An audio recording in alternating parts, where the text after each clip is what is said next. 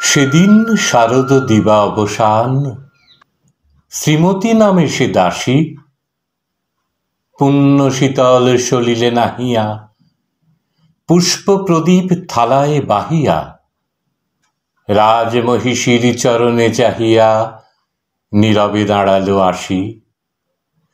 শিহরি সভয়ে মহিষী কহিলা, এ কথা নাহি কি মনে? অজাত শত্রু করেছে রটনা, স্তূপে যে করিবে অর্ঘ্য রচনা, শুলের উপরে মরিবে সে জনা, অথবা নির্বাসনে। সেথা হতে ফিরি গেল চলি ধীরে, বধূ অমিতার ঘরে।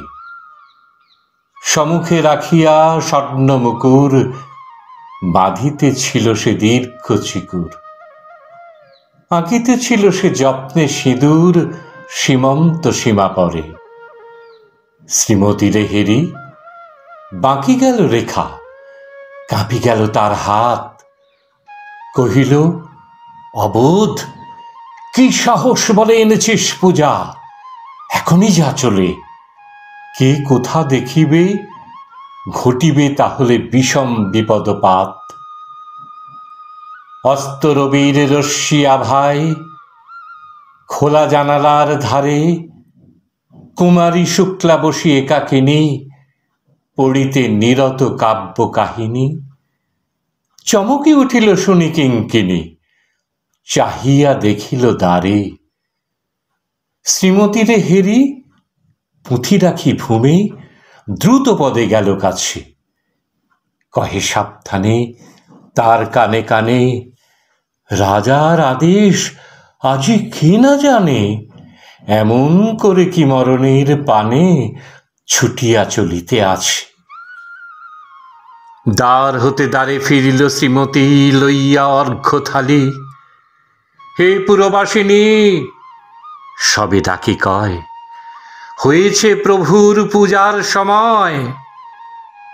শুনি ঘরে ঘরে কেহ পায় ভয়, কেহ দেয় তারে গালি। দিবসের শেষ আলোক মিলালো নগর সৌধ পরে, পথ জনহীন আধারে বিলীন, কলকোলাহল হয়ে এলো ক্ষীণ। আরতি ঘণ্টা ধ্বনিল প্রাচীন রাজ দেবালয় ঘরে। শারদ নিশির স্বচ্ছ তিমিরে তারা অগণ্য জলে। সিংহ দুয়ারে বাজিল বিষান, বন্দিরা ধরে সন্ধ্যার তান।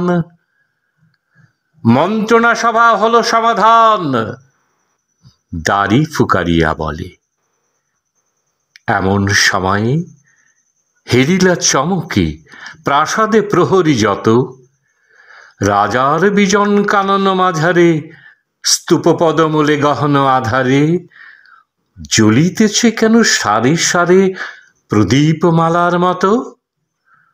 মুক্ত কৃপানে পুররক্ষক তখনই ছুটিয়া আসে। শুধালো, কে তুই ওরে দুর্মতি?